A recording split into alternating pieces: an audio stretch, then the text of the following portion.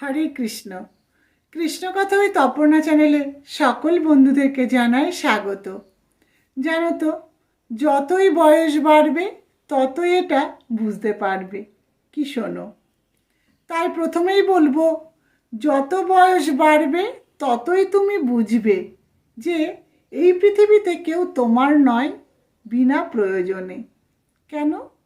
তার কারণ হলো, যখন প্রয়োজন পড়বে তখন সে তোমার কাছে আসবে, ভালোবাসবে, ভালো কথাও বলবে।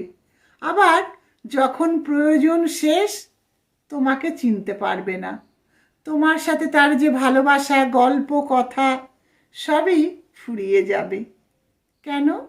তার কারণ স্বার্থ যেখানে, মানুষ আজকাল সেখানে। তাই স্বার্থের জন্য মানুষ কি না করতে পারে, কিন্তু স্বার্থ শেষ হয়ে গেলেই তার গল্প একদম শেষ।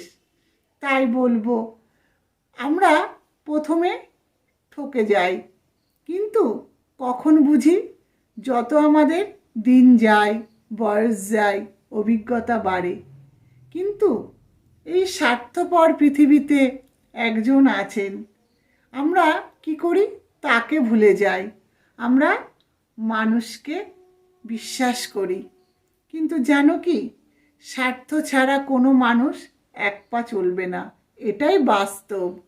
তাই বলবো, সবার আগে মানুষ চেনো, আর মানুষ চিনে মানুষের সাথে সম্পর্ক পাতাও, বন্ধুত্ব পাতাও।